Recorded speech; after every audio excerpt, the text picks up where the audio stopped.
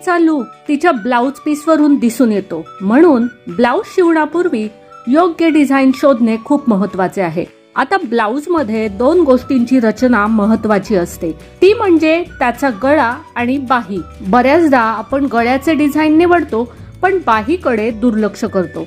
जर तुम्ही बाही थोड्या स्टायलिश पद्धतीने शिवल्या तर तुमच्या साडीचा संपूर्ण लूक बदलू शकतो।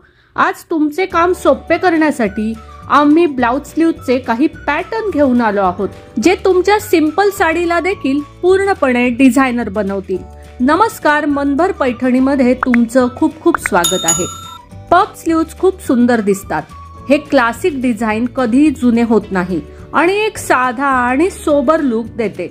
यावेळी तुम्ही हे डिझाईन देखील वापरून पाहू शकता।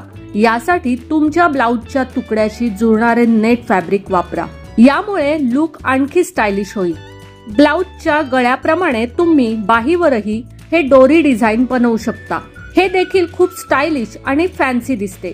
जर तुम्हाला साधे आणि सोबर डिझाईन्स आवडत असतील तर तुम्ही हा लूक नक्कीच ट्राय करावा।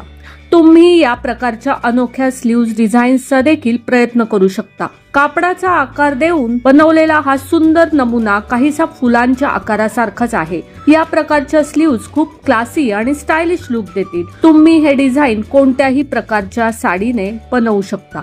जर तुम्हाला हाफ स्लीव्ह्ज ठेवायचे असतील तर तुम्ही या प्रकारची फॅन्सी डिझाईन वापरून पाहू शकता। त्यात अतिशय फॅन्सी कटवर्क केले आहे, जे खूप आधुनिक आणि स्टायलिश दिसते। बटणे किंवा मोत्यांचा वापर करून अधिक सुंदर तपशीलवार वर्णन केले गेले आहे। स्लीव्हजला फॅन्सी लुक देण्यासाठी तुम्ही या प्रकारचे डायमंड कटवर्क देखील करू शकता। कटवर्क सोबत जुळणारी फुले वापरली आहेत, जी खूप सुंदर दिसतील। जर तुम्हाला तुमच्या रोजच्या वापराच्या साध्या साडीला अधिक गोंडस लुक द्यायचा असेल तर तुम्ही ही डिझाईन बनवून घेऊ शकता। ब्लाउजला अधिक फॅन्सी आणि आकर्षक लुक देण्यासाठी तुम्ही अशा फ्रिल स्लीव्ह्ज डिझाईन करू शकता। हे तुमच्या ब्लाउजला पारंपरिक आणि आधुनिक स्पर्श देतील। या प्रकारचा ब्लाउज तुमच्या हलक्या कापडाच्या साड्यांसाठी योग्य असेल।